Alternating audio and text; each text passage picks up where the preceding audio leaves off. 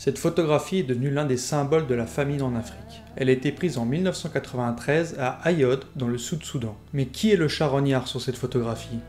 Le vautour ou le photographe?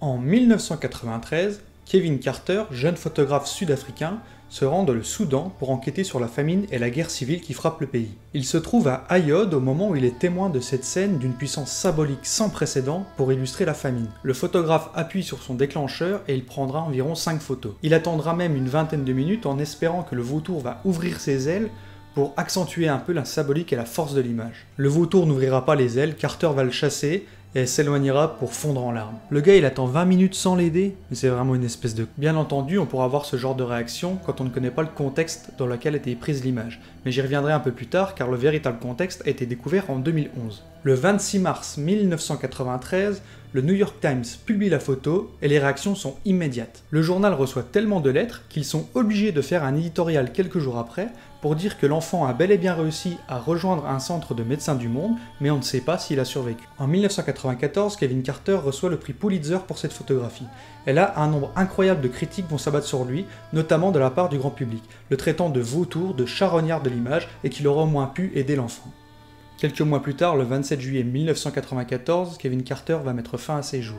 Il est hanté par les souvenirs de guerre et de famine qu'il a vus, il est endetté, et il souffre de dépression depuis quelques temps déjà. En 2011, un journaliste d'El Mundo, Alberto Rojas, décide de partir sur les lieux et enquêter sur ce fameux cliché. Il fait son enquête et interviewe d'autres journalistes présents ce jour-là, et il rencontre Kong Nyong, qui est le père de l'enfant. Et là, il va faire un grand nombre de découvertes. Tout d'abord, l'enfant n'est pas une fille, mais un garçon, et il a survécu à la famine. Il apprend également ce qu'on ne voit pas sur la photo, c'est-à-dire que, en réalité, l'enfant est à quelques pas seulement de sa tante et d'autres adultes qui sont en train de faire la queue pour avoir une ration alimentaire distribuée par Médecins du Monde. Pourtant, sur l'image, on pouvait voir que l'enfant disposait d'un bracelet qui prouvait qu'il était pris en charge par une ONG.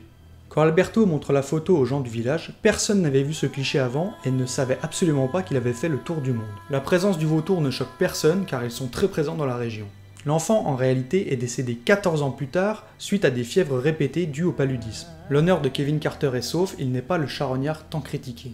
La photo a quand même fait le tour du monde et elle a informé de la gravité de la situation. Ça a motivé plein de gens à faire des dons à Médecins du Monde, ce qui a permis de sauver des milliers de personnes. Déjà avant cette photographie, Kevin Carter il était un peu connu. C'était un militant contre l'apartheid et il avait fait beaucoup de reportages dans les townships. D'ailleurs, ça a fait peser sur lui des menaces de prison, mais également d'assassinat. Encore aujourd'hui, Kevin Carter symbolise le paradoxe du photoreporter. Observez l'horreur pour mieux la combattre. Voilà, c'est la fin de cette vidéo, merci de l'avoir regardée jusqu'au bout, j'espère qu'elle vous a appris quelque chose. N'hésitez pas à mettre un pouce bleu, à me suivre sur Twitter, Facebook, me soutenir sur Tipeee. Surtout, partagez la vidéo, c'est le plus important, et moi je vous dis à très bientôt.